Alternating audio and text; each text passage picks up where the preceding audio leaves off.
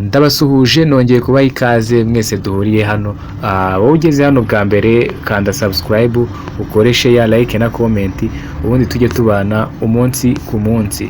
Nanone ngarutse ku makuru avugwa muri Kongo.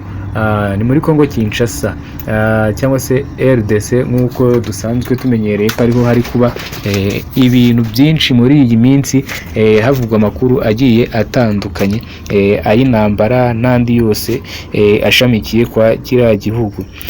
Mu gushyingura Delicate washyizwe mu mva imeze nk'imodoka, haje no gupfira abantu babiri muri uwo muhango wo kujya kumushyingura. Ubwo polisi yo muri Kongo yarashe rero abantu babiri barapfa mu muhango wo gushyingura umuhanzi Delicate Idengo washyizwe mu mva imeze nk'imodoka. Polisi rero niyo yishe abo bantu ubwo yari iri guhosha akavuyo no kwegezayo abantu. Delicate Idengo washyinguwe kuwa kabiri tariki 25 Werurwe 2025.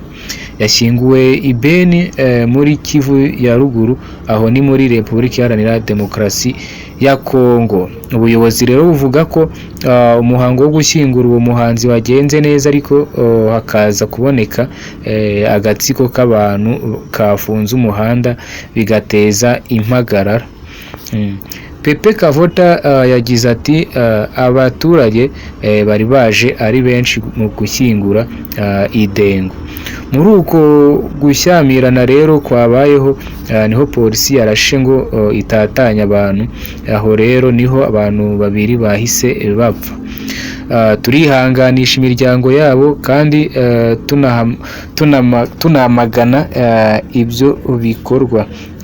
Umurambo rero wa Delicate Idengo washyinguwe mu isanduku imeze nk'imodoka gusa, ukaba warabanje kwerekwa abantu ibihumbi muri stade iri mu mujyi wa Beni cyangwa se Ibeni.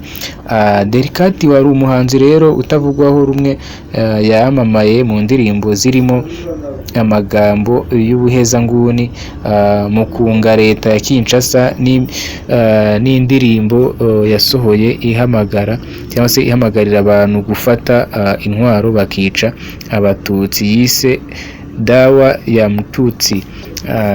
Yapfuye arashwe kuwa 23 Gashyantare. Leta ya Kinshasa ivuga ko abaye incungu yacu. Leta ya Kinshasa ikaba ivuga ko yabaye incungu yacu cyangwa se umucunguzi wabo. Ivuga ko rero yanengaga ibikorwa bya M23. Leta ya Kinshasa yavugaga ko abaye incungu yabo bitewe n'uko yanengaga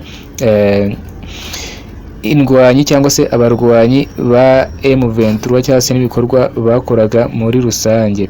Umutwe rero wa M23 uvuga ko Idengo yiciwe mu bikorwa bibi by'urubyiruko rwari rugifite intwaro mu mujyi wa Goma, uri mu kilometero cyangwa se mu birometero 200 mu majyaruguru ya Beni.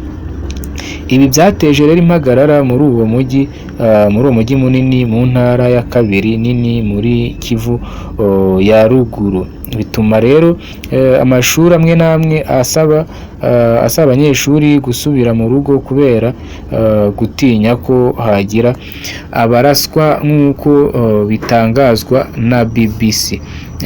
Mu bushyamirane rero bwateje akajagari, Radio Okapi ivuga ko amasasu yarashwe yafashe umugabo umwe agapfa, n'umugore, abandi benshi bagakomereka bakaba barajyanywe kwa muganga. Umuyobozi rero muri Beni twagarutseho haruguru yasabye leta ko abapolisi barashe abo bantu bashakishwa bagafatwa bakabazwa ibyo bakoze.